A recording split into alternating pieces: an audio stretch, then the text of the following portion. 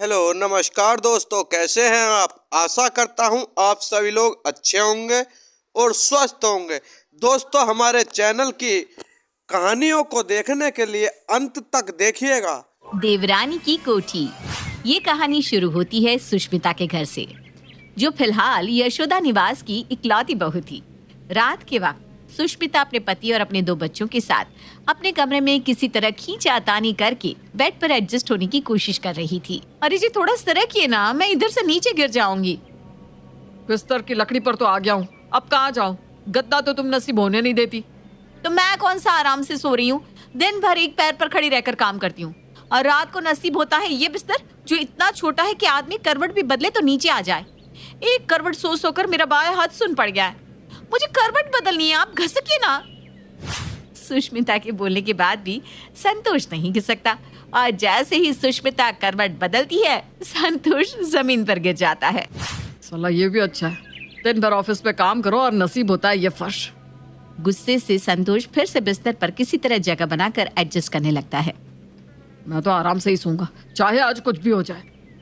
और ये कहकर संतोष हाथ पैर फैला लेता है, और उसके हाथ पैर फैलाते ही सुष्मिता धड़ाम से नीचे गिर जाती है। हाँ, मुझे नीचे गिराओ। गर्मा गर्म रोटियां जो परोस कर देती हूँ ना मैं, ये नहीं कि एक और कमरे का इंतजाम कर दो। 2 हम 2 हमारे बच्चे कहाँ से आएंगे सब एक बिस्तर पर? तो मुझे क्यों बोल रही हो? इस कमरे में दूसरा बेड लगा भी तो नहीं सकता? 2 बित्ते का हमारा कमरा है, जोर से अगर अंगड़ाई लूं तो दूसरा हाथ गौतम के मुंह पर मिलता है। तो एक और कमरा बनवा लो। इस बारे में तो मैं कुछ नहीं कर सकता सुष्मिता। घर की बड़ी माँ है, तुम उनसे बात करो, वो जो कहेगी वही इस घर में होगा। ये क्या? संतोष तो अपने बच्चों को लेकर आराम से बिस्तर पर फैल कर सो जाता है, और सुष्मिता को फर्श पर ही सोना पड़ता है। पर हर रोज की इस प्रॉब्लम से बाहर आने की सुष्मिता ठान लेती है, और सवेरे उठते ही अपनी सास से इस बारे में बात करती है। अब मैं क्या बोलूं बेटा, घर में 3 तो कमरे हैं, एक में गौतम सोता है। अभी उसका परिवार नहीं है, उसका परिवार भी होगा तो थोड़ी ना अलग कमरा बनाया जाएगा। वो लोग उसके कमरे में सोएंगे, तेरे कमरे में तेरा परिवार, और मेरे कमरे का तो तू देख ही रही है। मेरी आंखों देखिए ना माँ जी, दिन भर काम करती हूँ मैं, आपका, अपने पति का, अपने बच्चों का, उसके बाद अपने देवर का भी, पर कभी एक शब्द नहीं कहती। रात में ठीक से ना सोने से मेरी आंख के नीचे गड्ढे हो गया, पर एक बार आपके मन में ये नहीं आया कि मेरे लिए एक कमरे का इंतजाम कर दे। अब तो मुझे कुछ समझ में ही नहीं आ रहा कि क्या करूं। देवर जी का कमरा छीन लूं क्या? अब मैं क्या बोलूं बहू, अगर वो देता है तो ले लो उसका कमरा। सुष्मिता को कोई सटीक जवाब मिलता ही नहीं, और हमेशा की तरह सुष्मिता की इस प्रॉब्लम को एक छोटी सी प्रॉब्लम समझकर सभी अनसुना कर देते हैं, और सभी लग जाते हैं गौतम के लिए लड़की की तलाश में। ये मैं क्या सुन रहा हूँ मम्मी? भैया, मेरे लिए आप लोग लड़की देख रहे हो? कोई ज़रूरत नहीं है, मैंने लड़की देख रखी है। वेन्यू, तारीख, तिथि, बाकी सब कुछ आप लोग देख लो, लड़की मैं ले आऊँगा। देख लो माँ, ये प्रॉब्लम भी खत्म हो गई। और फौरन ही सभी गौतम की पसंद की हुई लड़की को एक्सेप्ट कर लेते हैं। होने वाले वर और वधू की कुंडली मिला दी जाती है, और कुंडली भी बिल्कुल सटीक मिलती है। तो जो एक कारण था जिससे शादी टल सकती थी, वो भी खत्म हो जाती है, और निकिता और गौतम की शादी हो जाती है। अपने पति का हाथ पकड़े निकिता अपने ससुराल के दरवाजे पर मुंह दिखाए के लिए आ जाती है। मेरा कमरा। घर के दरवाजे पर खड़ी नई दुल्हन के स्वागत के लिए उसकी जेठानी सुष्मिता भाग भाग कर ऐसे सारे काम कर रही थी मानो उसकी बहन ही उसकी देवरानी बनकर आई हो। बस बस सुष्मिता, पैर में मोच आ जाएगा। निकिता तेरी देवरानी है, तेरी खुद की बहू नहीं है जो तो उसके लिए इतना भाग भाग कर काम कर रही है। अरे आंटी जी, मेरी देवरानी नहीं, मेरी बहन आई है, मेरी बहन। तो खुश क्यों ना हूँ मैं। और वैसे भी ये तो कुछ नहीं है, मेरे देवर जी और उनकी प्यारी मिसेस के लिए मैंने कुछ बड़ा सरप्राइज सोच कर रखा है। बाप रे, ऐसी जिठानी काश मुझे मिली होती। अरे विमला, इतनी बड़ी बड़ी आंखें करके मेरी दोनों बहुओं को मत देख, उनके प्यार को नजर मत लगा, चल हट पर है। वैसे क्या गिफ्ट देने वाली है अपने देवर देवरानी को बहू तू? बताइए ना भाभी, क्या है गिफ्ट? आप दोनों के लिए 7 days and 8 nights का हनीमून पैकेज। चाहिए, घूम कर आइए।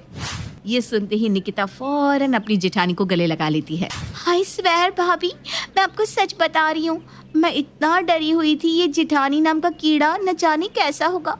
मेरे सर पर मेरी जिठानी तांडव करेगी, this that blah blah, but आपने तो हमारे लिए हनीमून प्लान करके रखा है। इससे ज्यादा कूल जिठानी मुझे मिल ही नहीं सकती थी। ये तो कुछ भी नहीं है देवरानी जी, आगे आगे देखिए, अभी बहुत कुछ है मेरे खजाने में। तू ना अपना बैग आज ही अनपैक मत करना, क्योंकि पूरी रात तो ये रस्में चलती ही रहेंगी। और कल सुबह की मैंने तेरी और देवर जी की टिकट कर रखी है। जाओ 7-8 दिन घूम कर आओ, उसके बाद कहाँ फुर्सत मिलेगी घूमने की, यही तो समय है। Enjoy enjoy. अरे वाह सुष्मिता, मुझे तो लगा था बिस्तर से गिर गिर कर तेरे माथे का स्क्रू ढीला हो गया होगा, पर नहीं, तू तो अभी भी वैसी है। और अगली ही सुबह निकिता और गौतम अपने हनीमून पर चले जाते हैं। आपने कहा था ना मम्मी, गौतम देता है तो ले लो, तो मैंने ले लिया। आगे आगे देखिए देवरानी जी, होता है क्या। आपके वापस आने के बाद आपका ससुराल तो वही रहेगा, पर कमरा वो नहीं रहेगा। या ये कहे कि कमरा ही नहीं रहेगा। सुष्मिता अपने कमरे में जाती है और अपना कपबोर्ड खोलती है। कपबोर्ड खोलते ही सारे कपड़े नीचे गिर जाते हैं। अरे मेरे कपड़ों, अब तुम्हें गिरने की कोई ज़रूरत नहीं है, क्योंकि अब तुम्हें मिल रहा है एक नया कमरा विद न्यू कपबोर्ड। सुष्मिता अपने कपड़े और अपने कमरे में इधर उधर बिखरे हुए सारे एक्स्ट्रा सामानों को उठाकर अपने देवर के कमरे की अलमारी और ड्रॉर्स में रख देती है और अपने देवर के 2-4 कपड़ों को एक बैग में डालकर बिस्तर के नीचे रख देती है। अब मैं सोऊंगी आराम से। गौतम तो घर पर था नहीं। अब सुष्मिता अपने दोनों बच्चों को लेकर गौतम के ही कमरे में सोना शुरू कर देती है और इसी तरह 7 दिन बीत जाते हैं। और जिस रात गौतम और उसकी पत्नी घर लौटने वाले होते हैं, सुष्मिता अपने कमरे में सो जाती है और अपने दोनों बच्चों को उनके चाचा चाची के कमरे में ही छोड़ देती है। रात को निकिता और गौतम घर आते हैं। सभी सो रहे हैं, किसी को डिस्टर्ब करके फायदा नहीं है, सुबह सबसे मिल लेंगे। तुम कमरा खोलो, मैं सामान अंदर ले आता हूँ। निकिता जैसे ही अपने कमरे में जाकर लाइट्स ऑन करती है तो वो देखती है कि उसके जेठानी के दोनों बच्चे बिस्तर पर सो रहे हैं। ये दोनों यहाँ सो रहे हैं। अरे बच्चे हैं, क्या करेंगे। अभी भाभी को कुछ कह भी नहीं सकते, क्योंकि उन्होंने ही तो हमें हनीमून पर भेजा था। एक दिन एडजस्ट कर लेते हैं ना। अरे पर कैसे करेंगे एडजस्ट। अरे बाहर है ना हॉल, वहीं चलो। और अपने ससुराल के पहले ही दिन निकिता को गौतम के साथ हॉल के सोफे पर एडजस्ट करना पड़ता है। देर रात 3 बजे। गौतम, तुम सो गए क्या? इतने लंबी फ्लाइट के बाद सोफे पर किसे नींद आएगी निकिता? तुमने तो कपड़े भी चेंज कर लिए, मैं तो वॉशरूम में कपड़े भी नहीं बदल सकती, मेरी साड़ी ही भीग जाएगी। बस किसी तरह सुबह हो जाए और मैं अपने कमरे में जाऊं। अगली सुबह निकिता फौरन उठकर अपने कमरे में जाने लगती है। वो जैसे ही अपने कमरे में जाती है तो क्या देखती है, उसके कमरे में चारों तरफ उसकी जेठानी का ही सामान रखा हुआ है। एक तरफ बच्चे जमीन पर ड्राइंग कर रहे हैं, दूसरी तरफ सुष्मिता वहीं बैठकर टमाटर काट रही है। भाभी, मैं वो सोच रही थी कि थोड़ा आराम कर लूं।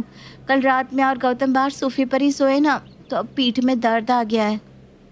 अब इस घर में 3 ही तो कमरे हैं निकिता, तुम दोनों का सेपरेट कमरा तो है नहीं, तो सोफे पर ही सोओगे ना। क्या इस घर में गौतम का कोई कमरा नहीं है? नहीं तो किसने कह दिया तुमसे कि इस घर में तुम्हारा कोई कमरा है? जिस दिन तुम शादी करके आई थी उस रात को तो तुम माँ जी के कमरे में सोई थी, भूल गई क्या? फिर अगली सुबह तुम हनीमून पर निकल गई थी। अब मुझे क्या पता कि तुम्हें ऐसे घर में आने में कोई दिक्कत नहीं जिस घर में तुम्हारा कोई कमरा ही ना हो। निकिता और अपनी भाभी की बातचीत सुनकर गौतम कमरे में आकर कहता है, ये क्या मजाक कर रही है भाभी, ये कमरा मेरा है। अरे ऐसे कैसे देवर जी, बस कहने से ये कमरा आपका हो जाएगा? देखिए, इस कमरे में कहीं भी आपका कोई सामान है? हाँ, आपका कोई सामान भी तो यहाँ नहीं है, तो ये कैसे आपका कमरा हो गया? लगता है कुछ ज्यादा ही घूम लिया आपने। गौतम, अब कोई किसी जिंदा आदमी को मरा हुआ कह दे तो उस पर कोई बहस करे भी तो कैसे? हम हॉल में रह लेंगे निकिता, कोई बात नहीं। भाभी, आपको ये कमरा चाहिए ना, रखिए आप ये कमरा। और बेचारी निकिता और गौतम को अब हॉल में ही रहना शुरू करना पड़ता है। वो दोनों हॉल को ही अपना कमरा बना लेते हैं। रात के वक्त एक रस्सी लगाकर निकिता एक पर्दा उस पर टांग कर हॉल को घर के बाकी हिस्से से सेपरेट कर उसे एक कमरे का रूप दे दिया करती। ये सब क्या देखना पड़ रहा है निकिता तुम्हें? कहाँ तुमने इतने बड़े बड़े सपने देखे थे और यहाँ तुम्हें इस तरह। I am so sorry. कोई बात नहीं गौतम, लाइफ सब कुछ सिखा देती है, ये भी सही। उस रात तो निकिता किसी तरह हॉल में सो जाती है। अगली सुबह मेरा बैग भी अभी तक अनपैक नहीं हुआ है गौतम। मैं इसमें से कपड़े कैसे निकालूं? यहाँ बैग खोलकर रखूंगी और बाहर से कोई आया तो बेकार में घर बहुत मैसी दिखेगा। ऊपर से अपना पर्सनल वॉशरूम भी नहीं है तो मैं कपड़े भी नहीं बदल पा रही हूँ। परसों से एक ही कपड़े में हूँ मैं। ओह गॉड, ये तो बहुत बड़ी प्रॉब्लम हो गई। एक काम करते हैं, हमारे जो बैग्स हैं उसे सोफे के नीचे रखा करेंगे ताकि किसी को कुछ पता न चले, और तुम कपड़े चेंज किचन में कर सकती हो। निकिता और गौतम के जीवन में प्राइवेसी नाम की कोई चीज ही नहीं रह गई थी। दिन भर हॉल में ही सोना, उठना, बैठना, खाना पीना। और सोए भी तो कैसे? किसी को अगर अपने पानी लेने के लिए उठना होता तो वो हॉल के ही रास्ते किचन जाया करता। एक रात जब निकिता हॉल के फर्श पर गहरी नींद में सो रही थी, तभी उसके चेहरे पर कहीं से पानी गिर जाता है। गौतम, लगता है इन लोगों ने हमें घर से भी बाहर निकाल दिया। देखो, आसमान से सीधी बारिश की बूंदें हमारे चेहरे पर गिर रही है। नहीं नहीं, वो तो मैं हूँ, मुझे माफ कर दे निकिता, मुझे तो दिखी नहीं। सोफे पर सोने से मेरी कमर अकड़ जाती है भैया, इसलिए मैं नीचे सोने लगी। ये सब सुष्मिता के कारण हो रहा है। मैं कल ही उससे इस बारे में बात करता हूँ। अगली सुबह संतोष गुस्से में सुष्मिता के पास जाता है। एक बार तो जरा तरस खा अपने देवर देवरानी पर, किस तरह उन्हें फर्श पर सोना पड़ता है। नया शादीशुदा जोड़ा है, जरा तो सोचती। मुझे बताने की कोई जरूरत नहीं है। काहे का नया जोड़ा? जाकर तो आ गया हनीमून पर, अब क्या?